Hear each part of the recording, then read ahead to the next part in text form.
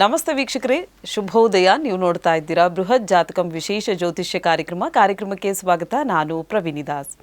ವೀಕ್ಷಕರೇ, ಮೊದಲನೇದಾಗಿ ಇವತ್ತಿನ ಪಂಚಾಂಗ ಮತ್ತು ಗ್ರಹಗತಿಗಳು ಯಾವ ರೀತಿಯಾಗಿದೆ ಅನ್ನೋದನ್ನು ತಿಳ್ಕೊಳ್ಳೋಣ. ಇದರೊಟ್ಟಿಗೆ ದ್ವಾದಶ ರಾಶಿಗಳ ಫಲಾನುಫಲ ಯಾವ ರೀತಿಯಾಗಿದೆ, ಯಾವ ರಾಶಿಗೆ ಶುಭ, ಯಾರಿಗೆ ಅಶುಭ, ಜೊತೆಗೆ ಆ ಸಮಸ್ಯೆಗಳಿಗೆ ತಕ್ಕಂಥ ಪರಿಹಾರ ಮಾರ್ಗಗಳು ಹೇಗಿವೆ ಅನ್ನೋದನ್ನು ತಿಳಿಸ್ಕೊಡ್ತೀವಿ. ಇದರೊಟ್ಟಿಗೆ ಪ್ರತಿದಿನದಂತೆ ಇವತ್ತಿನ ದಿನವೂ ಕೂಡ ಒಂದು ಹೊಸ ವಿಚಾರದ ಬಗ್ಗೆ ಒಂದಷ್ಟು ಮಾಹಿತಿಯನ್ನು ಗುರುಗಳು ನಮಗೆ ನೀಡುತ್ತಾ ಇದ್ದಾರೆ. ಇನ್ನು ನಾವು ಧನುರ್ಮಾಸದಲ್ಲಿದ್ದೀವಿ. ಈ ಧನುರ್ಮಾಸ ಬಹಳ ವಿಶೇಷವಾದಂಥ ಮಾಸ ಅಂತ ಹೇಳ್ತಾರೆ, ಪೂಜೆ ಪುನಸ್ಕಾರಗಳನ್ನು ಮಾಡಲಿಕ್ಕೆ. ಹಾಗೆ ಈ ಧನುರ್ಮಾಸವನ್ನು ಶೂನ್ಯ ಮಾಸ ಅಂತಲೂ ಕೂಡ ಕರೀತಾರೆ. ಯಾವುದೇ ರೀತಿಯಾದಂಥ ಶುಭ ಕಾರ್ಯಗಳನ್ನು ಧನುರ್ಮಾಸದಲ್ಲಿ ಮಾಡಲಿಕ್ಕೆ ಆಗಲ್ಲ, ಮಾಡೋದಿಲ್ಲ ನಮ್ಮ ಒಂದು ಸಂಸ್ಕೃತಿಯಲ್ಲಿ. ಯಾಕೆ, ಇದರ ಹಿನ್ನೆಲೆ ಏನು, ಇದರ ಕುರಿತಾಗಿ ಒಂದಷ್ಟು ಮಾಹಿತಿಯನ್ನು ಗುರುಗಳು ನಮಗೆ ನೀಡ್ತಾರೆ. ಈ ಎಲ್ಲ ಮಾಹಿತಿಯನ್ನು ನೀಡಲಿಕ್ಕೆ ಇವತ್ತು ನಮ್ಮೊಟ್ಟಿಗೆ ಇದ್ದಾರೆ ಆಧ್ಯಾತ್ಮಿಕ ಚಿಂತಕರು, ಪ್ರಖ್ಯಾತ ಜ್ಯೋತಿಷಿಗಳು ಆಗಿರುವಂತಹ ವೆಂಕಟರಮಣ ಭಟ್ ಗುರುಜಿಯವರು. ಮೊದಲನೇದಾಗಿ ಗುರುಜಿಯವ್ರನ್ನ ಕಾರ್ಯಕ್ರಮಕ್ಕೆ ಬರಮಾಡ್ಕೊಳ್ಳೋಣ. ಗುರುಗಳೇ ನಮಸ್ತೆ, ಕಾರ್ಯಕ್ರಮಕ್ಕೆ ಸ್ವಾಗತ. ನಮಸ್ಕಾರ. ಇನ್ನು ಗುರುಗಳೇ, ಮೊದಲನೇದಾಗಿ ಇವತ್ತಿನ ಪಂಚಾಂಗ ಹೇಗಿದೆ ತಿಳಿಸ್ಕೊಡಿ. ಶ್ರೀ ಗುರುಭ್ಯೋ ನಮಃ. ಹರಿ ಓಂ. ಗುರುಬ್ರಹ್ಮ ಗುರುರ್ವಿಷ್ಣು ಗುರುರ್ದೇವೋ ಮಹೇಶ್ವರ, ಗುರು ಸಾಕ್ಷಾತ್ ಪರಂ ಬ್ರಹ್ಮ, ತಸ್ಮೈ ಶ್ರೀ ಗುರವೇ ನಮಃ. ಏಕ ಏವ ಪರಬ್ರಹ್ಮ ಪರಮಾತ್ಮ ದಿಗಂಬರಃ, ಸ್ವಯಮೇವ ಗುರು ಸಾಕ್ಷಾತ್ ಸುಬ್ರಾಯ ಪಾತು ನಃ ಸದಾ. ಕಾರುಣ್ಯಮೂರ್ತಿಂ ಕಮನೀಯ ರೂಪಂ ದಿಗಂಬರಂ ಯೋಗಿಗಣೈ ಸುಪೂಜ್ಯಂ ಸಭಕ್ತರಕ್ಷಾರ್ಥಕೃತಾವತಾರಂ ಸುಬ್ರಾಯ ರಾಜಂ ಶರಣಂ ಪ್ರಪದ್ಯೆ. ಶ್ರೀಪಾದರಾಜಂ ಶರಣಂ ಪ್ರಪದ್ಯೆ. ದತ್ತಾತ್ರೇಯೋ ಮಹಾಯೋಗಿ ಭಗವಾನ್ ಭೂತಭಾವನಃ ಚತುರ್ಭುಜೋ ಮಹಾವಿಷ್ಣುಃ ಯೋಗಸಾಮ್ರಾಜ್ಯದೀಕ್ಷಿತಃ. ನಮಃ ಶಾಂತಾಯ ದಿವ್ಯಾಯ ಸತ್ಯಧರ್ಮಸ್ವರೂಪಿಣೆ ಸ್ವಾನಂದಾಮೃತತೃಪ್ತಾಯ ಶ್ರೀಧರಾಯ ನಮೋ ನಮಃ. ಶ್ರೀ ಗುರುಭ್ಯೋ ನಮಃ. ಶ್ರೀ ಕ್ರೋಧಿನಾಮ ಸಂವತ್ಸರ ದಕ್ಷಿಣಾಯನ ಹೇಮಂತ ಋತು ಮಾರ್ಗಶಿರ ಮಾಸ ಕೃಷ್ಣ ಪಕ್ಷ ಷಷ್ಠಿ ಶನಿವಾರ ಹುಬ್ಬಾ ನಕ್ಷತ್ರ ಪ್ರೀತಿನಾಮ ಯೋಗ ವಣಿಜಾಕರಣ. ಇದು ಇವತ್ತಿನ ಪಂಚಾಂಗ. ಇನ್ನು ವೀಕ್ಷಕರೇ, ದ್ವಾದಶ ರಾಶಿಗಳ ದಿನ ಭವಿಷ್ಯ ಯಾವ ರೀತಿಯಾಗಿದೆ, ಯಾವ ರಾಶಿಗೆ ಶುಭ, ಯಾರಿಗೆ ಅಶುಭ ಅನ್ನೋದನ್ನು ತಿಳ್ಕೊಳ್ಳೋಣ. ಮೊದಲ 6 ರಾಶಿಗಳು ಹೇಗಿವೆ ಗುರುಗಳೇ ತಿಳಿಸ್ಕೊಡಿ. ಓಂ ಶಮಗ್ನಿರಗ್ನಿಭಿಃ ಕರಚ್ಛನ್ನಸ್ತಪತು ಸೂರ್ಯಾಃ ಶಮ್ಮಾತೋ ವಾತ್ವರಪಾಪಸ್ರಿಧಾಃ. ಓಂ ಪ್ರಜಾಪತೇನ ತ್ವದೇತಾನ್ಯನ್ಯೋ ವಿಶ್ವಾ ಜಾತಾನಿ ಪರಿತಾ ಬಭೂವ. ಯತ್ಕಾಮಾಸ್ತೇಜುಹುಮಸ್ತನ್ನೋ ಅಸ್ತು ವಯಗ್ಗಸ್ಯಾಮ ಪತಯೋರಜೀಣಾಂ. ಓಂ ಇಮಯ್ಯಮಪ್ರಸ್ತರಮಾಹಿ ಸೀದಾಂಗಿರೋಭಿಃ ಪಿತೃಭಿಃ ಸಂವಿಧಾನಃ. ಆತ್ವಾ ಮಂತ್ರಾಃ ಕವಿಶಸ್ತಾವಹಂತ್ವೇನಾರಾಜನಃ ವಿಷಾಮಾದಜಸ್ವ. ಮೊದಲನೇದಾಗಿ ಇವತ್ತು ಶನಿವಾರ. ನಾವು ಶನಿವಾರ ಏನು ಮಾಡಬೇಕು ಅಂತಂದರೆ, ಮೊದಲನೇದಾಗಿ ನಾವು ಆಂಜನೇಯನ ದರ್ಶನ ಮಾಡಬೇಕಂತೆ. ವಿಶೇಷವಾಗಿ ಶನಿವಾರ ನಾವು ಯಾವತ್ತೂ ಕೂಡ ಆಂಜನೇಯನ ದರ್ಶನ. ಯಾಕೆಂತಂದರೆ ಅವನು ರುದ್ರಾಂಶ ಸಂಭೂತ. ಈಗ ನಾವು ಶನಿ ಪ್ರದೋಷ ಬಂದು ತುಂಬ ಶ್ರೇಷ್ಠ ಅಂತ ಹೇಳಿದ್ದಾರೆ. ರುದ್ರಾಂಶ ಸಂಭೂತ ಅವನು. ಹಾಗೆ ರಾಮನ ಭಕ್ತ. ರಾಮ ಯಾಕಂದರೆ ಹರಿಹರರಲ್ಲಿ ಭೇದ ಇಲ್ಲವಂತೆ. ಶಿವನ ಆರಾಧನೆ ಮಾಡಬಹುದು, ವಿಷ್ಣುವಿನ ಆರಾಧನೆ ಮಾಡಬಹುದು, ಆದರೆ ಅಲ್ಲಿ ಭೇದ ಹೇಳುವಂಥದ್ದಿಲ್ಲ. ಅಲ್ಲಿ ಎಲ್ಲರೂ ಕೂಡ ಒಂದೇ. ಯಾವ ರೀತಿ ಭಗವಂತ 10 ಅವತಾರವನ್ನು ಮಾಡಿದ್ದಾನೆ. ಅವನು 10 ಅವತಾರದಲ್ಲಿ ಭಗವಂತನೇ ಅವತಾರ ಮಾಡಿದ್ದು. ಆದರೆ ಯಾವ ರೀತಿ ಅವನು, ಅದರಲ್ಲಿ ಅವನ ಶರೀರ ಬದಲಾವಣೆ ಆಗಿದೆ ಅಷ್ಟೇ, ಬಿಟ್ಟರೆ ಬೇರೆ ಎಲ್ಲ ಅವನು ಭಗವಂತನೇ ಅವನು. ಹಾಗೆ ನಮಗೂ ಹಾಗೆ ಅಂತೆ 84 ಲಕ್ಷ ಜೀವರಾಶಿಯನ್ನು ಕಳೆದುಕೊಂಡು ನಾವು ಬಂದಿದ್ದೀವಂತೆ. ಯಾವ ರೀತಿಯಲ್ಲಿ ಮನುಷ್ಯ ಜನ್ಮಕ್ಕೆ ಈ ಶರೀರ ನಮಗೆ ಸಿಕ್ಕದೆ. ಈ ಶರೀರ ನಮಗೆ ಶಾಶ್ವತ ಅಲ್ಲ. ಇದು ಈ ಶರೀರ ಶಾಶ್ವತ ಅಲ್ಲ, ಆದರೆ ಆತ್ಮ ಯಾವತ್ತೂ ಕೂಡ ಶಾಶ್ವತ. ಈ ಆತ್ಮವನ್ನು ನೈನಂ ಛಿಂದಂತಿ ಶಸ್ತ್ರಾಣಿ, ಯಾವುದೇ ರೀತಿಯಾದಂಥ ಶಸ್ತ್ರಗಳಿಂದ ಆತ್ಮ ಸಾಯುವುದಿಲ್ವಂತೆ. ದೇಹಕ್ಕೆ ನೋವಾಗ್ತದೆ, ದೇಹ ಜಡ. ಇದು ಈ ಶರೀರ ಹೇಳುವಂಥದ್ದು ಜಡ ಅಂದರೆ ಕಟ್ಟಿಗೆ. ಯಾವ ರೀತಿ ನಾವು ಆ ಮರವನ್ನು ಕಡಿದಾಗ ಕಟ್ಟಿಗೆಯಲ್ಲಿ ಏನು ಶಕ್ತಿ ಇರ್ತದೆ? ಏನೂ ಇಲ್ಲ, ಆ ಮರ ಕಡಿದ ಮರ. ಹಾಗೆ ನಮ್ಮದು ಹಾಗೆ ಅಂತೆ. ಈ ಆತ್ಮ ಶರೀರವನ್ನು ಬಿಟ್ಟ ನಂತರ ಇದು ಕೂಡ ಏನೂ ಇಲ್ಲ ಇದಕ್ಕೆ ಶಕ್ತಿ.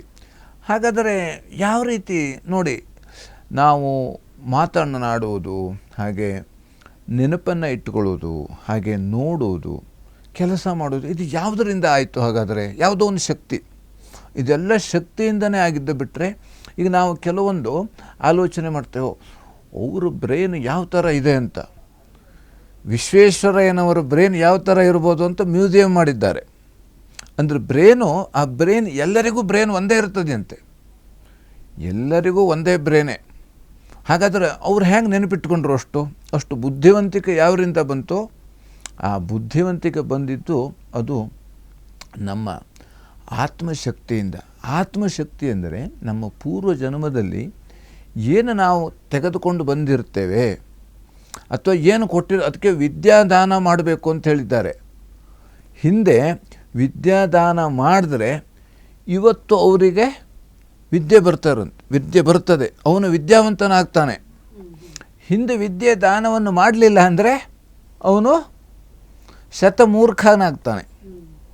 ಈಗ ಏನೋ ದಾರಿದ್ರ್ಯ ಇದೆ, ಅದು ಯಾವ ರೀತಿ? ಪೂರ್ವಜನ್ಮ ಕೃತಂ ಪಾಪಂ ವ್ಯಾಧಿ ರೂಪೇಣ ಗಚ್ಚತಿ ಎಂಬಂತೆ ಹಿಂದೆ ನಾವು ಮಾಡಿದಂಥ ಆ ಒಂದು ಪಾಪಕರ್ಮದ ಫಲವಾಗಿ ಈ ಜನ್ಮದಲ್ಲಿ ನಮಗೆ ದುಃಖ, ದಾರಿದ್ರ್ಯ ಎಲ್ಲ ತೊಂದರೆಗಳು ಬರ್ತಾವಂತೆ.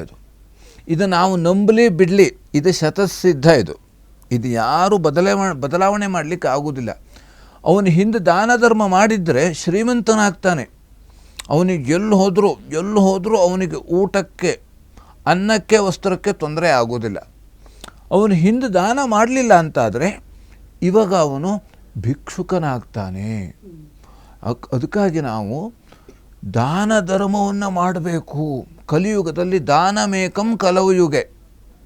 ಈ ಕಲಿಯುಗದಲ್ಲಿ ದಾನದಿಂದಲೇ ಅವನು ಉದ್ಧಾರನಾಗ್ತಾನೆ. ಅದಕ್ಕಾಗಿ ಶ್ರೇಷ್ಠ ಒಂದೊಂದು ಯುಗದಲ್ಲಿ ತಪಃಪರಂ ಕೃತಯುಗೆ ತ್ರೇತಾಯಾಂ ಜ್ಞಾನಮುತ್ತಮಂ ದ್ವಾಪರೇ ಯಜ್ಞಮೇವಾಹುಹು ದಾನಮೇಕಂ ಕಲವುಯುಗೆ. ಕೃತಯುಗದಲ್ಲಿ ತಪಸ್ಸಿಗೆ ಹೆಚ್ಚಿಗೆ ಪ್ರಾಮುಖ್ಯತೆ ಇತ್ತು. ಆ ತಪಸ್ಸಿಗೆ ಅಷ್ಟು ತಪಸ್ಸು ಶ್ರೇಷ್ಠವಾಗಿತ್ತು ಕೃತಯುಗದಲ್ಲಿ. ಹಾಗೆ ತ್ರೇತಾಯಾಮ್ ಜ್ಞಾನಮುತ್ತಮಂ, ತ್ರೇತಾಯುಗದಲ್ಲಿ ಜ್ಞಾನಕ್ಕೆ ಅಷ್ಟು ಶಕ್ತಿ ಮಹತ್ವ ಇತ್ತು. ಹಾಗೆ ದ್ವಾಪರೇ ಯಜ್ಞಮೇವಾಹುಹು, ದ್ವಾಪರಾಯುಗದಲ್ಲಿ ಯಜ್ಞಕ್ಕೆ ಅಷ್ಟು ಶ್ರೇಷ್ಠತೆ ಇತ್ತು. ಅದಕ್ಕಾಗಿ ಭಗವಂತ ಯಾವ ರೀತಿ ರಾಮನಾಗಿ ಅವತಾರ ಮಾಡಿದ ದಶರಥನಿಗೆ ಅವನು ಯಾವ ರೀತಿ ಪುತ್ರ ಕಾಮೇಷ್ಟಿ ಯಾಗ ಮಾಡ್ದ ದಶರಥ, ಅದಕ್ಕಾಗಿ ಭಗವಂತ ಬಂದಿದ್ದಾನೆ. ಅದಕ್ಕೆ ದ್ವಾಪರಾಯುಗದ ಘಟನೆ ಅದು. ಅದಕ್ಕಾಗಿ ಆ ರೀತಿಯಲ್ಲಿ ಭಗವಂತನೇ ಯಾವ ರೀತಿ ಯಜ್ಞೇಶ್ವರನೇ ಬಂದು ಪಾಯಸವನ್ನು ಕೊಟ್ಟ. ನಾವು ಹೋಮಕ್ಕೆ ಪಾಯಸವನ್ನು ಆಹುತಿಯಾಗಿ ಕೊಡ್ತೇವೆ, ಆದರೆ ಯಜ್ಞೇಶ್ವರನೇ ಬಂದು ಅವನೇ ಪಾಯಸ ಕೊಟ್ಟ. ಅದು ನಮ್ಮ ಊಹೆ ಮಾಡಲಿಕ್ಕೂ ಸಾಧ್ಯ ಆಗುವುದಿಲ್ಲ. ಅದು ಹಾಗೆ ನಡೆದ ಘಟನೆ ಅದು.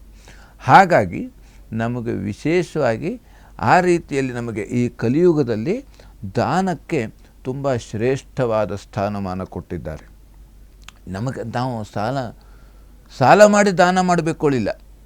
ಅಲ್ಲಿ ನಮ್ಮ ಹತ್ರ ಎಷ್ಟಿದೆಯೋ ಆ ಇದ್ದಿದ್ದನ್ನು ದಾನ ಮಾಡಬೇಕು ಅಂತ ಹೇಳಿದ್ದಾರೆ. ಹಾಗಾಗಿ ನಾವು ಮೊದಲನೇದಾಗಿ ಮೇಷರಾಶಿಯಲ್ಲಿ ಇವತ್ತಿನ ದಿವಸ ಯಾವ ರೀತಿ ಕುಟುಂಬದಲ್ಲಿ ಸ್ವಲ್ಪ ಕಲಹ ಆಗುವಂಥ ಸಾಧ್ಯತೆ ಇರತಕ್ಕಂಥದ್ದು, ಬಂಧುಗಳಿಂದ ಸ್ವಲ್ಪ ಖರ್ಚಾಗತಕ್ಕಂಥದ್ದು, ಹಾಗೆ ಮಿತ್ರರಿಂದಲೂ ಕೂಡ ಇವತ್ತಿನ ದಿವಸ ವ್ಯಯ ಆಗತಕ್ಕಂಥ ಖರ್ಚು ಸ್ವಲ್ಪ ಜಾಸ್ತಿ ಆಗುವಂಥ ಸಾಧ್ಯತೆ ಇದೆ.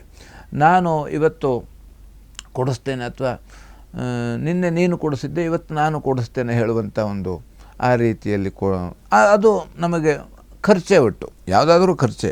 ಹಾಗೆ ಪ್ರಯಾಣದಲ್ಲಿ ಸ್ವಲ್ಪ ಹೆಚ್ಚಿನ ಖರ್ಚಾಗತಕ್ಕಂಥದ್ದು, ಪ್ರಯಾಣಿಸುವಾಗ ಸ್ವಲ್ಪ ಖರ್ಚಾಗತಕ್ಕಂಥದ್ದು, ಹಾಗೆ ವೃತ್ತಿಯಲ್ಲಿ ಅನುಕೂಲ ಸಾಧ್ಯತೆ, ಹಾಗೆ ಸುಬ್ರಹ್ಮಣ್ಯ ಸನ್ನಿಧಾನಕ್ಕೆ ಕ್ಷೀರವನ್ನು ದಾನ ಮಾಡೋದರಿಂದ ಎಲ್ಲ ರೀತಿಯ ಅನುಕೂಲ ಆಗ್ತದೆ. ಹಾಗೆ ವೃಷಭ ರಾಶಿಯಲ್ಲಿರೋರಿಗೆ ದೇಹಕ್ಕೆ ಗಾಯ ಆಗುವಂಥ ಸಾಧ್ಯತೆ ಇದೆ. ದೇಹ ಬಲ ಇವತ್ತಿನ ದಿವಸ ಸ್ವಲ್ಪ ಕುಸಿಯುತ್ತದೆ. ಹಾಗೆ ವೃತ್ತಿಯಲ್ಲಿ ಅನುಕೂಲ ಇರತಕ್ಕಂಥದ್ದು, ಹೆಚ್ಚಿನ ಲಾಭ ಆಗತಕ್ಕಂಥದ್ದು, ವ್ಯಾಪಾರಸ್ಥರಿಗೆ ಒಳ್ಳೆಯ ರೀತಿಯಲ್ಲಿ ಅನುಕೂಲ ಇರತಕ್ಕಂಥದ್ದು. ದುರ್ಗಾ ಕವಚವನ್ನು ಪಠಿಸುವುದರಿಂದ ಎಲ್ಲ ರೀತಿಯಲ್ಲಿ ಶುಭ ಫಲವನ್ನು ಕಾಣಬಹುದು. ಇನ್ನು ಮಿಥುನ ರಾಶಿ, ಮಿಥುನ ರಾಶಿಯಲ್ಲಿರುವವರಿಗೆ ಅಧಿಕವಾದಂಥ ವ್ಯಯ, ಸ್ವಲ್ಪ ಖರ್ಚು ಜಾಸ್ತಿನೇ ಆಗತಕ್ಕಂಥದ್ದು. ಹಾಗೆ ವೃತ್ತಿ ಸ್ಥಳದಲ್ಲಿ ಮಾನಸಿಕ ಹಿಂಸೆ, ನಾವು ಏನೋ ಕೆಲಸ ಮಾಡ್ತಾ ಇದ್ದೇವೆ, ಅದಕ್ಕೆ ನಮಗೆ ಆ ಕೆಲಸ ಸರಿ ಮಾಡಲಿಲ್ಲ, ನಾವು ಎಷ್ಟು ಕೆಲಸ ಮಾಡಿದ್ರೂ ಕೂಡ ಆ ಕೆಲಸ ಸರಿ ಮಾಡಲಿಲ್ಲ, ಈ ಕೆಲಸ ಸರಿ ಮಾಡಲಿಲ್ಲ, ಅದು ಹಾಗಾಗಿಲ್ಲ. ಈ ವೃತ್ತಿ ಸ್ಥಳ ಮಾನಸಿಕವಾಗಿ ಅದು ನಾವು ಎಷ್ಟು, ಕೆಲವೊಬ್ಬರು ಏನೋ ಒಂದು ಮಾಡ್ತಾರೆ, ಅವರು ಏನೋ ವೃತ್ತಿ ಮಾತ್ಸರ್ಯ ಅಂತ ಕರೀತಾರೆ, ಅವರು ತಮ್ಮಕ್ಕಿಂತ ಮೇಲೆ ಬಂದುಬಿಡ್ತಾರೆ ಅಂತ ಅಲ್ಲಿ ಅವರು ಆ ರೀತಿಯಲ್ಲಿ ಏನೋ ಸುಮ್ಮನೆ ಅದು. ಹಾಗಾಗಿ ಅಂಥ ಕೆಲಸ ಮಾಡಬಾರ್ದಂತೆ. ಅಂಥ ಕೆಲಸ ನಾವು ಯಾವತ್ತೂ ಕೂಡ ಅಂದರೆ ಇನ್ನೊಬ್ಬರು ಚಾಡಿ ಹೇಳತಕ್ಕಂಥದ್ದು, ಅವು ಸರಿ ಇಲ್ಲ, ಇವು ಸರಿ ಇಲ್ಲ. ನಮಗೆ ಯಾರು ಸುದ್ದಿ ಹೇಳಲಿಕ್ಕೂ ನಮಗೆ ಅಧಿಕಾರ ಇಲ್ವಂತೆ. ಒಬ್ಬನ ಹೊಗಳಲಿಕ್ಕೂ ಅಧಿಕಾರ ಇಲ್ಲ, ಒಬ್ಬನ ತೆಗಳಲಿಕ್ಕೂ ಅಧಿಕಾರ ಇಲ್ಲ. ಹಾಗಾದ್ರೆ ಯಾರನ್ನು ಹೊಗಳಬೇಕು? ಭಗವಂತನನ್ನು ಹೊಗಳಬೇಕು, ಬೇರೆ ಯಾರನ್ನೂ ಅಲ್ಲ, ದೇವ್ರನ್ನೇ ಹೊಗಳಬೇಕಂತೆ. ತೆಗಳುದಾರೆ ಯಾರನ್ನ? ಅದು ದೇವ್ರನ್ನೇ. ಅದಕ್ಕೆ ದೇವ್ರನ್ನೇ ತೆಗಳ್ಬೇಕು, ದೇವ್ರನ್ನೇ ಹೊಗಳಬೇಕು. ಅದಕ್ಕೆ ಭಗವಂತ ಅವನು ತೆಗಳಿದ್ದಕ್ಕೂ ಬಂದ, ಹೊಗಳದಕ್ಕೂ ಬಂದ. ಯಾವ ರೀತಿಯಲ್ಲಿ ಅವನು? ನರಸಿಂಹನಾಗಿ ಬಂದ. ಅದಕ್ಕೆ ಹಿರಣ್ಯಕಶ್ಯಪು ಅವನನ್ನು ತೆಗಳ್ತಾನೆ, ಅವನು ನಿಂದೆ ಮಾಡ್ತಾನೆ. ಪ್ರಹ್ಲಾದ ಅವನು ಹೊಗಳ್ತಾನೆ. ಅದಕ್ಕೆ ಭಕ್ತಿಯಿಂದ ಇಬ್ಬರು ಹೊಗಳಿದ್ದರಿಂದ ತೆಗಳಿದ್ದರಿಂದ ಭಗವಂತ ಲಕ್ಷ್ಮೀ ನಾರಸಿಂಹನಾಗಿ ಬಂದ, ಅವನು ನಾರಸಿಂಹ ಅವತಾರನಾಗಿ ಬಂದ ಅವನು. ಹಾಗಾಗಿ ವಿಶೇಷವಾಗಿ ಇವತ್ತಿನ ದಿವಸ ಆರೋಗ್ಯದಲ್ಲಿ ಸ್ವಲ್ಪ ಬಾಧೆ ಆಗತಕ್ಕಂಥದ್ದು, ಆರೋಗ್ಯದಲ್ಲಿ ಸ್ವಲ್ಪ ಸಮಸ್ಯೆ ಆಗತಕ್ಕಂಥದ್ದು. ಹಾಗಾಗಿ ಆದಷ್ಟು ನಾವು ಯಾವುದೇ ರೀತಿಯಲ್ಲಿ ಆಹಾರವನ್ನು ಸ್ವೀಕಾರ ಮಾಡುವಾಗ ತುಂಬ ಯಾವ ರೀತಿ ರುಚಿ ಮತ್ತು ರುಚಿಯ ಜೊತೆಗೆ ಶುಚಿಯಾದ ಆಹಾರವನ್ನು ಸ್ವೀಕಾರ ಮಾಡತಕ್ಕಂಥದ್ದು ತುಂಬ ಮುಖ್ಯ.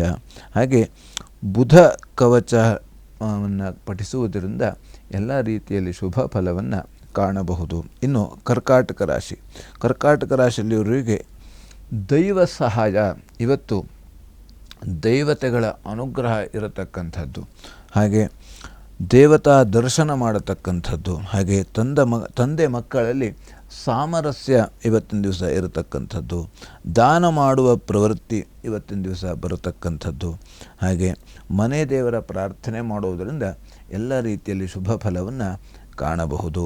ಇನ್ನು ಸಿಂಹರಾಶಿ, ಸಿಂಹರಾಶಿಯಲ್ಲಿರೋರಿಗೆ ಬುದ್ಧಿಶೂನ್ಯತೆಯಿಂದ ಸ್ವಲ್ಪ ಜಗಳ ಆಗತಕ್ಕಂಥದ್ದು. ಅಂದರೆ ಯಾವುದೋ ಒಂದು ವಿಚಾರದ ಬಗ್ಗೆ ಏನೋ ಒಂದು ಹೇಳುವುದರಿಂದ ಅಥವಾ ಯಾವುದೋ ಒಂದು ಆಲೋಚನೆಯಿಂದ ಸ್ವಲ್ಪ ಜಗಳ, ಒಂದು ಮಾತು ಹೇಳಿದ್ದಕ್ಕೆ, ಒಂದು ಮಾತು ಕೇಳಿದ್ದಕ್ಕೆ ಇದು ಸ್ವಲ್ಪ ಜಗಳ ಆಗತಕ್ಕಂಥದ್ದು, ಅಧಿಕವಾಗಿ ನಷ್ಟ ಆಗತಕ್ಕಂಥದ್ದು, ಮಾನಸಿಕ ಹಿಂಸೆ ಆಗತಕ್ಕಂಥದ್ದು. ದುರ್ಗಾ ಪ್ರಾರ್ಥನೆ ಮಾಡುವುದರಿಂದ ಎಲ್ಲ ರೀತಿಯಲ್ಲಿ ಶುಭ ಫಲವನ್ನು ಕಾಣಬಹುದು. ಇನ್ನು ಕನ್ಯಾರಾಶಿ, ಕನ್ಯಾರಾಶಿಯಲ್ಲಿರುವವರಿಗೆ ಸಂಗಾತಿಯಲ್ಲಿ ಮನಸ್ತಾಪ ಆಗತಕ್ಕಂಥದ್ದು, ಹಾಗೆ ಸ್ವಲ್ಪ ಖರ್ಚು ಕೂಡ ಜಾಸ್ತಿ, ನಷ್ಟ ಆಗತಕ್ಕಂಥದ್ದು ಇವತ್ತಿನ ದಿವಸ. ಹಾಗೆ ಸಂಗಾತಿಗೆ ಪೆಟ್ಟು ಆಗತಕ್ಕಂಥ ಸಾಧ್ಯತೆ ಇದೆ. ಗಾಡಿಯಲ್ಲಿ ಹೋಗುವಾಗ ಅಥವಾ ಮನೆ ಕೆಲಸವನ್ನು ಮಾಡುವಾಗ ಯಾವುದೋ ಒಂದು ರೀತಿಯಲ್ಲಿ ಸ್ವಲ್ಪ ಪೆಟ್ಟಾಗುವಂಥ ಸಾಧ್ಯತೆ ಇರತಕ್ಕಂಥದ್ದು. ಆದಷ್ಟು ಜಾಗ್ರತೆಯಿಂದ ಕೆಲಸವನ್ನು ಮಾಡತಕ್ಕಂಥದ್ದು. ಮತ್ತು ಬೇರೆ ಕಡೆ ಪ್ರಯಾಣಿಸುವಾಗ ತುಂಬ ನಾವು ಯಾವ ರೀತಿ ಮೈ ಮೇಲೆ ಎಚ್ಚರ ಇರಬೇಕು. ಅಂದರೆ ನಾವು ಯಾವುದೇ ಕೆಲಸ ಮಾಡಿದ್ರೂ ಕೂಡ ಮೈ ಮೇಲೆ ಎಚ್ಚರ ಇರಬೇಕಾಗ್ತದೆ. ಹಾಗಾಗಿ ಇವತ್ತಿನ ದಿವಸ ತುಂಬ ಕಾಳಜಿಯಿಂದ ಕೆಲಸ ಮಾಡತಕ್ಕಂಥದ್ದು ತುಂಬ ಮುಖ್ಯವಾಗಿರತಕ್ಕಂಥದ್ದು. ಹಾಗೆ ನರಸಿಂಹ ಪ್ರಾರ್ಥನೆ ಮಾಡುವುದರಿಂದ ಎಲ್ಲ ರೀತಿಯಲ್ಲಿ ಶುಭ ಫಲವನ್ನು ಕಾಣಬಹುದು. ಇನ್ನು ವೀಕ್ಷಕರೇ, ಗುರುಜಿಯವ್ರನ್ನ ನೀವು ನೇರವಾಗಿ ಬಂದು ಭೇಟಿ ಆಗಬೇಕು, ನಿಮ್ಮಲ್ಲಿರುವಂತಹ ಸಮಸ್ಯೆಗಳಿಗೆ ಪರಿಹಾರ ಬೇಕು ಅಂದರೆ ನೀವು ಮಾಡಬೇಕಾಗಿರೋದು ಇಷ್ಟೇ. ನಿಮ್ಮ ಟಿ ವಿ ಸ್ಕ್ರೀನ್ ಮೇಲೆ ಕಾಣ್ತಾ ಇರುವಂಥ ನಂಬರ್ಗೆ ಕರೆ ಮಾಡಿ ಒಂದು ಅಪಾಯಿಂಟ್ಮೆಂಟ್ನ ಫಿಕ್ಸ್ ಮಾಡಿಕೊಂಡು ತದನಂತರ ಗುರುಜಿಯವ್ರನ್ನ ಭೇಟಿ ಆಗಲಿಕ್ಕೆ ಅವಕಾಶವಿದೆ. ಇನ್ನು 12 ರಾಶಿಗಳ ಮೊದಲ 6 ರಾಶಿಗಳು ಯಾವ ರೀತಿಯಾಗಿದೆ ಅನ್ನೋದನ್ನು ತಿಳ್ಕೊಂಡಿದ್ದಾಯಿತು. ಕೊನೆಯ 6 ರಾಶಿಗಳು ಹೇಗಿವೆ ಅನ್ನೋದನ್ನು ತಿಳಿಸ್ಕೊಡ್ತೀವಿ. ಅದಕ್ಕಿಂತ ಮುಂಚಿತವಾಗಿ ಕಾರ್ಯಕ್ರಮದಲ್ಲಿ ಪುಟ್ಟದೊಂದು ವಿರಾಮ.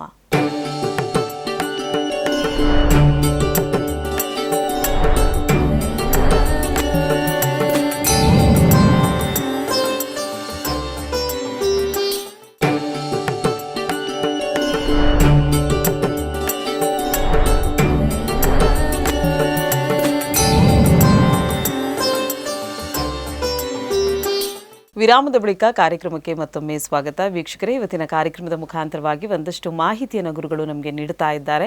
ಇನ್ನು ಗುರುಗಳನ್ನು ನೀವು ನೇರವಾಗಿ ಬಂದು ಭೇಟಿಯಾಗಬೇಕು ಅಂದರೆ ಕಾರ್ಯಕ್ರಮದ ಕೊನೆಯ ಹಂತದಲ್ಲಿ ಅವರ ಅಡ್ರೆಸ್ನ ನಾವು ಡಿಸ್ಪ್ಲೇ ಮಾಡ್ತೀವಿ. ನೋಟ್ ಮಾಡಿಕೊಂಡು ಒಂದಷ್ಟು ಮಾಹಿತಿಯನ್ನು ನೀವು ಪಡ್ಕೊಳ್ಳಿಕ್ಕೆ ಅವಕಾಶವಿದೆ ಅಂತ ಹೇಳ್ತಾ, ಇನ್ನು ಮೊದಲ 6 ರಾಶಿಗಳು ಯಾವ ರೀತಿಯಾಗಿದೆ ಅನ್ನೋದನ್ನು ತಿಳ್ಕೊಂಡಿದ್ದಾಯಿತು. ಕೊನೆಯ 6 ರಾಶಿಗಳು ಯಾವ ರೀತಿಯಾಗಿದೆ, ಯಾವ ರಾಶಿಗೆ ಶುಭ, ಯಾರಿಗೆ ಅಶುಭ, ಆ ಸಮಸ್ಯೆಗಳಿಗೆ ಪರಿಹಾರಗಳು ಹೇಗಿವೆ ತಿಳ್ಕೊಳ್ಳೋಣ.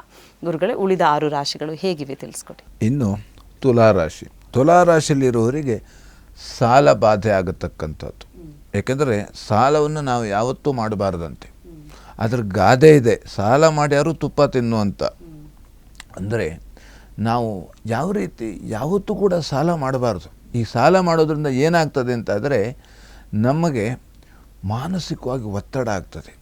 ಅದರಿಂದ ಏನಾಗ್ತದೆ, ಆರೋಗ್ಯ ವ್ಯತ್ಯಾಸ ಆಗತಕ್ಕಂಥದ್ದು. ಈಗ ನೋಡಿ, ಯಾರು ಹೆಚ್ಚಿಗೆ ಸಾಲ ಮಾಡಿರ್ತಾರೋ ಅಂಥವರಿಗೆ ನಿದ್ರೆ ಬರುವುದಿಲ್ಲ. ಅಥವಾ ನಿದ್ರೆ ಬರಲಿಲ್ಲ ಅಂತಾದರೆ ಮನುಷ್ಯನಿಗೆ ಆರೋಗ್ಯ ಹದಗೆಡ್ತಾ ಬರುತ್ತದೆ. ಹಾಗಾಗಿ ನಾವು ಆದಷ್ಟು ಸಾಲ ಮಾಡಬಾರದು. ತಂದೆಯ ಬಂಧುಗಳಿಂದ ಸ್ವಲ್ಪ ತೊಂದರೆ ಆಗತಕ್ಕಂಥದ್ದು. ಅಂದರೆ ತಂದೆಯ ಯಾವ ರೀತಿ ಅತ್ತೆ ಅಥವಾ ಬೇರೆ ಯಾರೋ ಒಬ್ಬರಿಂದ ಸ್ವಲ್ಪ ಸಮಸ್ಯೆ, ಅಂದರೆ ಮಾತನ್ನು ಆಡಿದ್ದಕ್ಕೆ ಅಥವಾ ಇನ್ಯಾವುದೋ ಬೇರೆ ಯಾವುದೋ ಕಾರಣದಿಂದ ಸ್ವಲ್ಪ ತೊಂದರೆ ಆಗುವಂಥ ಸಾಧ್ಯತೆ. ಇವತ್ತಿನ ದಿವಸ ಆದಷ್ಟು ನಾವು ಕಡಿಮೆ ಮಾತನ್ನಾಡುವುದು ತುಂಬ ಮುಖ್ಯವಾಗಿರತಕ್ಕಂಥದ್ದು. ಹಾಗೆ ವಸ್ತು ನಷ್ಟ ಆಗತಕ್ಕಂಥದ್ದು, ವಸ್ತು ಕಳೆದು ಹೋಗುವಂತಕ್ಕಂಥದ್ದು ಯಾವುದೋ ರೀತಿ ಇರ್ಬೋದು. ಮೊಬೈಲ್ ಇರ್ಬೋದು, ಅಥವಾ ಬೇರೆ ಯಾವುದೋ ಆಭರಣ ಇರಬಹುದು, ಒಡವೆ ವಸ್ತುಗಳು ಇರಬಹುದು, ಬೇರೆ ಯಾವುದೋ ರೀತಿಯಲ್ಲಿ ಸ್ವಲ್ಪ ನಷ್ಟ ಆಗುವಂಥ ಸಾಧ್ಯತೆ ಇದೆ. ಆದಷ್ಟು ನಾವು ಜಾಗ್ರತೆಯಿಂದ ಅದನ್ನು, ಆ ವಸ್ತುವಿನ ಬಗ್ಗೆ ಗಮನವನ್ನು ಇಡಲೇಬೇಕು. ನರಸಿಂಹ ಪ್ರಾರ್ಥನೆ ಮಾಡುವುದರಿಂದ ಎಲ್ಲ ರೀತಿಯಲ್ಲಿ ಶುಭ ಫಲವನ್ನು ಕಾಣಬಹುದು. ಇನ್ನು ವೃಶ್ಚಿಕ ರಾಶಿ. ವೃಶ್ಚಿಕ ರಾಶಿಯಲ್ಲಿರುವವರಿಗೆ ವ್ಯಾಪಾರದಲ್ಲಿ ಸ್ವಲ್ಪ ತೊಡಕಾಗುವಂಥ ಸಾಧ್ಯತೆ ಇದೆ. ಅಂದರೆ ಯಾವ ರೀತಿ, ಈ ವ್ಯವಹಾರವನ್ನು ಮಾಡಬೇಕಾದ್ರೆ ನಾವು ಆದಷ್ಟು ಎಷ್ಟು ನಮಗೆ ಮುಂದೆ ಲಾಭ ಬರತಕ್ಕಂಥದ್ದು, ಎಷ್ಟು ನಾವು ಅದಕ್ಕೆ ಸಂಗ್ರಹ ಮಾಡಿಡಬೇಕು, ಇದನ್ನೆಲ್ಲ ನಾವು ಮುಂದಾಲೋಚನೆ ಮಾಡಿದಲ್ಲಿ ಎಲ್ಲ ರೀತಿಯಲ್ಲಿ ಶುಭ ಫಲವನ್ನು ಕಾಣಬಹುದು. ಇನ್ನು ಅತಿಯಾಗಿ ಸ್ವಲ್ಪ ಕಾಯುವಂಥದ್ದು, ಒಂದು ಯಾವುದೋ ರೀತಿಯಲ್ಲಿ ಯಾರನ್ನೋ ಅಥವಾ ಯಾವುದೋ ಕೆಲಸಕ್ಕಾಗಿ ನಾವು ಹೋಗಿರ್ತೇವೆ, ಅವರು ಇರೋದಿಲ್ಲ, ಹಾಗಾಗಿ ಸ್ವಲ್ಪ ಕಾಯುವಂಥದ್ದು. ಹಾಗಾಗಿ ಯಾವುದೇ ರೀತಿ ಸರ್ಕಾರಿ ಕಚೇರಿ ಇರಬಹುದು ಅಥವಾ ಬೇರೆ ಯಾವುದೋ ಒಂದು ರೀತಿಯಲ್ಲಿ ಕೆಲಸಕ್ಕಾಗಿ ಹೋಗಿರ್ತೇವೆ, ತುಂಬ ಕಾಯುವಂಥ ಸಂದರ್ಭ ಬರತಕ್ಕಂಥದ್ದು. ಆ ಸಂದರ್ಭದಲ್ಲಿ ನಾವು ಏನು ಮಾಡಬೇಕು ಅಂದರೆ ನಾವು ಭಗವಂತನ ಸ್ಮರಣೆ ಮಾಡಬೇಕಂತೆ. ಮನಸ್ಸು ಸುಮ್ಮನೆ ಖಾಲಿ ಬಿಡಬಾರ್ದು, ಒಂದು ಕೆಲಸ ಮಾಡ್ತಾ ಇರಬೇಕು, ಇಲ್ಲಾಂದರೆ ಭಗವಂತನ ಸ್ಮರಣೆ ಮಾಡ್ತಾ ಇರಬೇಕು. ಅದರಿಂದ ನಮಗೆ ಮುಂದೆ ಅನುಕೂಲ ಆಗತಕ್ಕಂಥದ್ದು. ಹಾಗೆ ಸ್ತ್ರೀಯರಿಗೆ ಸ್ವಲ್ಪ ಉದರ ಬಾಧೆ ಆಗತಕ್ಕಂಥದ್ದು.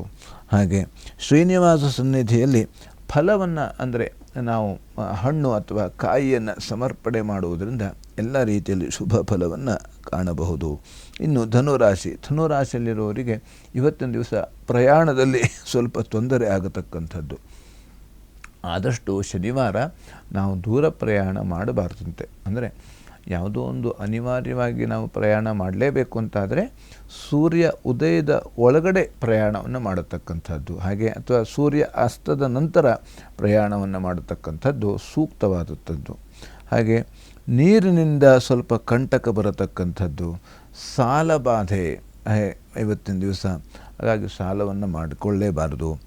ಕ್ಲೇಶ ಹಾಗೆ ದ್ವೇಷ ಬರತಕ್ಕಂಥದ್ದು, ಯಾವುದೋ ಒಂದು ರೀತಿಯಲ್ಲಿ ಆ ವೃತ್ತಿಯಲ್ಲಿ ಸ್ವಲ್ಪ ಕ್ಲೇಶ ಉಂಟಾಗತಕ್ಕಂಥದ್ದು ಅಥವಾ ದ್ವೇಷ ಬರತಕ್ಕಂಥದ್ದು ಯಾರದೋ ಒಬ್ಬರದ ಮೇಲೆ. ಹೀಗೆ ಆದಷ್ಟು ನಾವು ದ್ವೇಷದಿಂದ ನಮ್ಮ ಸಮಾಧಾನ ಹಾನಿಯಾಗತಕ್ಕಂಥದ್ದು. ಹಾಗೆ ದುರ್ಗಾ ಪರಮೇಶ್ವರಿಯ ಆರಾಧನೆ ಮಾಡುವುದರಿಂದ ಎಲ್ಲ ರೀತಿಯಲ್ಲಿ ಶುಭ ಫಲವನ್ನು ಕಾಣಬಹುದು. ಇನ್ನು ಮಕರ ರಾಶಿ. ಮಕರ ರಾಶಿಯಲ್ಲಿರೋರಿಗೆ ಗಂಟಲು ಬಾಧೆ ಬರತಕ್ಕಂಥದ್ದು, ಗಂಟಲಿನ ತೊಂದರೆ ಬರತಕ್ಕಂಥದ್ದು. ಹಾಗೆ ಕಿರಿಯ ಸಹೋದರಿಯಿಂದ ಸ್ವಲ್ಪ ಕಲಹ ಆಗತಕ್ಕಂಥದ್ದು. ಬುದ್ಧಿ ಶೂನ್ಯತೆ, ಅಂದರೆ ಬುದ್ಧಿ ಆಲೋಚನಾ ಶಕ್ತಿ ಸ್ವಲ್ಪ ಕಡಿಮೆ ಆಗತಕ್ಕಂಥ, ಅಂದರೆ ಅದು ಯಾವ ರೀತಿಯ ಆಲೋಚನೆ ಶಕ್ತಿ ಕಡಿಮೆ ಆಗತಕ್ಕಂಥದ್ದು ಅಂದರೆ ಬೇರೆ ಬೇರೆ ಒತ್ತಡದ ಕೆಲಸದ ಕಾರಣದಿಂದ ನಮಗೆ ಆಲೋಚನಾ ಶಕ್ತಿ ಸ್ವಲ್ಪ ಕಡಿಮೆ ಆಗತಕ್ಕಂಥದ್ದು. ಹಾಗೆ ಸುಬ್ರಹ್ಮಣ್ಯ ಪ್ರಾರ್ಥನೆ ಮಾಡುವುದರಿಂದ ಎಲ್ಲ ರೀತಿಯಲ್ಲಿ ಶುಭ ಫಲವನ್ನು ಕಾಣಬಹುದು. ಇನ್ನು ಕುಂಭರಾಶಿಯಲ್ಲಿರುವವರಿಗೆ ನೀರು, ಖಾರ ಪದಾರ್ಥ, ಆಹಾರಗಳಿಂದ ಸ್ವಲ್ಪ ತೊಂದರೆ ಬರತಕ್ಕಂಥದ್ದು. ಅಂದರೆ ನಾವು ಯಾವುದೋ ರೀತಿಯಲ್ಲಿ ತಂಪು ಪಾನೀಯ ಸ್ವೀಕಾರ ಮಾಡುವಂಥದ್ದು ಅಥವಾ ಬೇರೆ ಬೇರೆ ಯಾವುದೋ ಒಂದು ಕರಿದ ಪದಾರ್ಥಗಳನ್ನು ಸ್ವೀಕಾರ ಮಾಡುವುದರಿಂದ ಇವತ್ತಿನ ದಿವಸ ಆರೋಗ್ಯದಲ್ಲಿ ಸ್ವಲ್ಪ ವ್ಯತ್ಯಾಸ ಆಗುವಂಥ ಸಾಧ್ಯತೆ ಇರತಕ್ಕಂಥದ್ದು. ಆದ್ದರಿಂದ ಜಾಗ್ರತೆಯನ್ನು ವಹಿಸಿ ಆಹಾರ ಸ್ವೀಕಾರ ಮಾಡಬೇಕು. ಪ್ರಯಾಣದಲ್ಲಿ ತೊಂದರೆ ಬರತಕ್ಕಂಥದ್ದು. ಮಾರ್ಕೆಟಿಗೆ ಹೋದಲ್ಲಿ ಸ್ವಲ್ಪ ತೊಂದರೆ ಆಗತಕ್ಕಂಥದ್ದು. ಅಂದರೆ ನಾವು ಯಾವುದೋ ಮಾರ್ಕೆಟ್ ಕಡೆಗೆ ಹೋಗಿರ್ತೇವೆ, ಅಲ್ಲಿ ಸ್ವಲ್ಪ ನಡೆದಾಡುವಾಗ ಅಥವಾ ಆದಷ್ಟು ನಾವು ಯಾವ ರೀತಿ ಏನೋ ತೆಗೆದುಕೊಳ್ತೇವೆ ಅಥವಾ ಕೊಡ್ತಾ ಇರ್ತೇವೆ, ಈ ಸಂದರ್ಭದಲ್ಲಿ ಸ್ವಲ್ಪ ತೊಂದರೆ. ಅಂದರೆ ನಾವು ಎಲ್ಲೋ ಆಲೋಚನೆ ಮಾಡ್ತಾ ನಾವು ಏನೋ ನೋಡ್ತಾ ನಾವು ಸ್ವಲ್ಪ ಹಣವನ್ನು ನಾವು ಕೊಡ್ತಾ ಇರ್ತೇವೆ, ಚೇಂಜ್ ತಗೊಳ್ತಾ ಇರ್ತೇವೆ, ಅಲ್ಲಿ ಸ್ವಲ್ಪ ವ್ಯತ್ಯಾಸ ಆಗತಕ್ಕಂಥದ್ದು. ಆದ್ದರಿಂದ ಆದಷ್ಟು ನಮ್ಮ ಮನಸ್ಸು ಇಲ್ಲೇ ಇರಬೇಕು, ಬೇರೆ ಎಲ್ಲೋ ಆಲೋಚನೆ ಮಾಡಬಾರದು. ಆದ್ದರಿಂದ ಲಕ್ಷ್ಮೀ ಸನ್ನಿಧಾನಕ್ಕೆ ಹೂವನ್ನು ಸಮರ್ಪಣೆ ಮಾಡುವುದರಿಂದ ಎಲ್ಲ ರೀತಿಯಲ್ಲಿ ಶುಭ ಫಲವನ್ನು ಕಾಣಬಹುದು. ಇನ್ನು ಮೀನರಾಶಿಯಲ್ಲಿರುವವರಿಗೆ ದೇಹದಲ್ಲಿ ಸ್ವಲ್ಪ ಪೆಟ್ಟು ಬೀಳುವ ಸಾಧ್ಯತೆ ಇದೆ. ಮಕ್ಕಳಿಂದ ಕಿರಿಕಿರಿಯಾಗತಕ್ಕಂಥದ್ದು. ಸೇವಕರು ಮತ್ತು ಸಹಾಯಕರಿಂದ ತೊಂದರೆ ಬರತಕ್ಕಂಥದ್ದು. ಆಂಜನೇಯ ಪ್ರಾರ್ಥನೆ ಮಾಡೋದರಿಂದ ಎಲ್ಲ ರೀತಿಯಲ್ಲಿ ಶುಭ ಫಲವನ್ನು ಕಾಣಬಹುದು.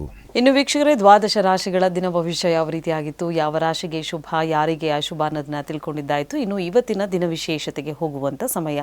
ಇವತ್ತಿನ ದಿನ ವಿಶೇಷತೆಯಲ್ಲಿ ನಿಮಗೆಲ್ಲ ಗೊತ್ತಿರೋ ಹಾಗೆ ಪ್ರತಿದಿನವೂ ಕೂಡ ಗುರೂಜಿಯವರು ಒಂದೊಂದು ಹೊಸ ವಿಚಾರದ ಬಗ್ಗೆ ಒಂದಷ್ಟು ಮಾಹಿತಿಯನ್ನು ನಮಗೆ ನೀಡ್ತಾ ಇದ್ದಾರೆ. ಇನ್ನು ಇವತ್ತಿನ ದಿನ ವಿಶೇಷತೆ ಅಂದರೆ ಇವಾಗ ಧನುರ್ಮಾಸ ನಡೀತಾ ಇದೆ. ಈ ಧನುರ್ಮಾಸ ಬಹಳ ವಿಶೇಷವಾದಂಥ ಮಾಸ. ಆದರೆ ಇದನ್ನು ನಾವು ಶೂನ್ಯ ಮಾಸ ಅಂತಲೂ ಕೂಡ ಕರಿತೀವಿ. ಯಾವುದೇ ರೀತಿಯಾದಂಥ ಶುಭ ಕಾರ್ಯಗಳನ್ನು ಈ ಮಾಸದಲ್ಲಿ ಮಾಡಲ್ಲ. ಯಾಕೆ? ಇದರ ಹಿನ್ನೆಲೆ ಏನು? ಇನ್ ಕೇಸ್ ಶುಭ ಕಾರ್ಯಗಳನ್ನು ಮಾಡಿದ್ರೆ ಏನಾಗುತ್ತೆ? ಗುರುಗಳೇ, ಯಾಕೆ ಈ ಶುಭ ಕಾರ್ಯಗಳನ್ನು ಈ ಧನುರ್ಮಾಸದಲ್ಲಿ ಮಾಡಲ್ಲ? ಮದುವೆ ಆಗಿರ್ಬೋದು, ಮುಂಜೆ ಆಗಿರ್ಬೋದು, ಈ ರೀತಿಯಾದಂಥದ್ದು. ಅಂದರೆ ಧನುರ್ಮಾಸ ಅಂತಂದರೆ ಶೂನ್ಯ ಮಾಸ ಅಂತ ಅದು ಅರ್ಥ ಅಲ್ಲ. ಅದು ಯಾಕೆಂತಂದರೆ ಶೂನ್ಯ ಮಾಸ ಅಂತಂದರೆ ಮುಂದೆ ಪುಷ್ಯ ಮಾಸಕ್ಕೆ ನಾವು ಶೂನ್ಯ ಮಾಸ ಅಂತ ಕರಿತೇವೆ. ಅದು ಯಾವ ರೀತಿ? ಇನ್ನೂ ನಮಗೆ ಸಾಮಾನ್ಯವಾಗಿ ಒಂದು 10 ದಿವಸ ಇರತಕ್ಕಂಥದ್ದು. ಅದು ಯಾವ ರೀತಿ? ಮಾರ್ಗಶಿರ ಮಾಸ. ಇದು ಮಾರ್ಗಶಿರ ಆದ ತಕ್ಷಣ ಪುಷ್ಯ ಮಾಸ. ಇದರಲ್ಲಿ ಅಂದರೆ ಧನುರ್ಮಾಸದಲ್ಲಿ ನಾವು ಯಾವ ರೀತಿ ಕೆಲವೊಂದು ಎಲ್ಲ ಆಚಾರ ವಿಚಾರ ಇದನ್ನೆಲ್ಲ ಪ್ರಾದೇಶಿಕವಾಗಿ ವ್ಯತ್ಯಾಸ ಇರತಕ್ಕಂಥದ್ದು ಇರ್ತದೆ. ಅಂದರೆ ಆ ಪ್ರದೇಶದ ಕಡೆಗೆ ಕೆಲವೊಂದು ರೀತಿಯಲ್ಲಿ ಆಚರಣೆಯಲ್ಲಿ ವ್ಯತ್ಯಾಸ ಇರತಕ್ಕಂಥದ್ದು. ಸಾಮಾನ್ಯವಾಗಿ ಪುಷ್ಯ ಮಾಸದಲ್ಲಿ ನಾವು ಯಾವುದೇ ರೀತಿಯಾದಂಥ ಅಂದರೆ ಸಂಸ್ಕಾರ ಅಂದರೆ ಯಾವ ರೀತಿ? ಷೋಡಶ ಸಂಸ್ಕಾರಗಳು, 16 ಸಂಸ್ಕಾರಗಳು ಇರತಕ್ಕಂಥದ್ದು.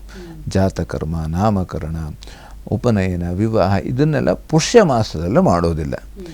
ಯಾಕೆಂತಂದರೆ ಅಲ್ಲಿ ಚಂದ್ರನಿಗೆ ಬಲ ಹೇಳತಕ್ಕಂಥದ್ದು ಇರೋದಿಲ್ಲ. ಹಾಗಾಗಿ ನಮಗೆ ನಾವು ಪ್ರತಿಯೊಂದು ನೋಡ್ತಾ ಇದ್ದ ತಾರಾಬಲ ಅಂತ ಕರಿತೇವೆ. ಅಂದರೆ ನಕ್ಷತ್ರದ ಮೇಲೆ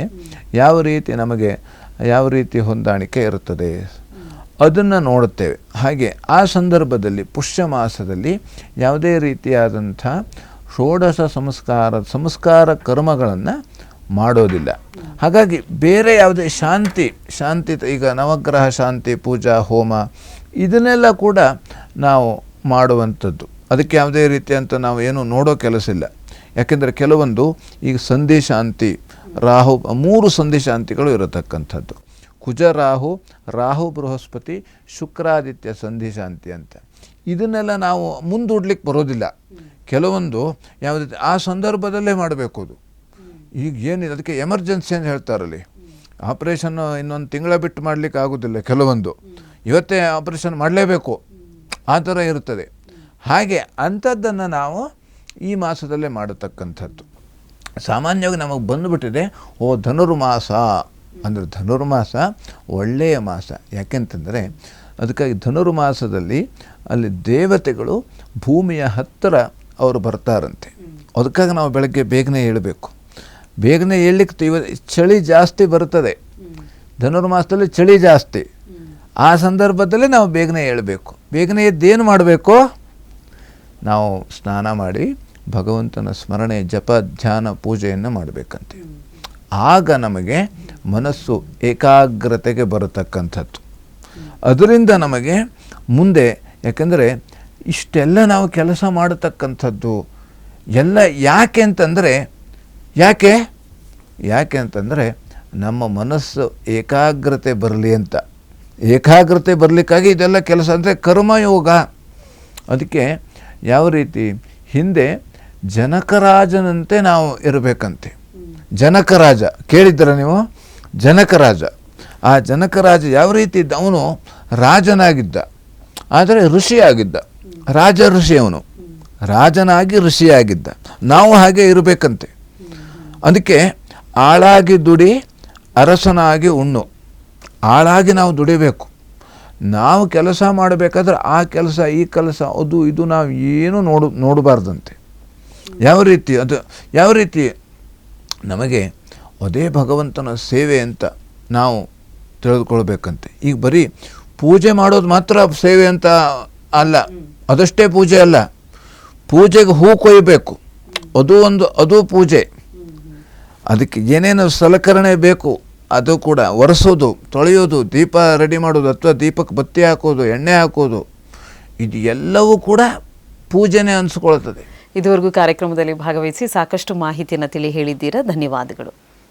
ಲೋಕಾಹ ಸಮಸ್ತಾಹ ಸುಖಿನೋ ಭವಂತು, ಸಮಸ್ತ ಸನ್ಮಂಗಳಾನಿ ಭವಂತು. ಎಲ್ಲರಿಗೂ ಕ್ಷೇಮವಾಗಲಿ. ವೀಕ್ಷಕರೇ, ಇವತ್ತಿನ ಕಾರ್ಯಕ್ರಮ ಎಲ್ಲರಿಗೂ ಇಷ್ಟವಾಗಿದೆ ಅಂತ ಭಾವಿಸ್ತಾ ಕಾರ್ಯಕ್ರಮವನ್ನು ಮುಕ್ತಾಯಗೊಳಿಸ್ತಾ ಇದ್ದೀವಿ. ಮತ್ತೆ ನಿಮ್ಮ ಭೇಟಿ ಮುಂದಿನ ಸಂಚಿಕೆಯಲ್ಲಿ. ಧನ್ಯವಾದಗಳು.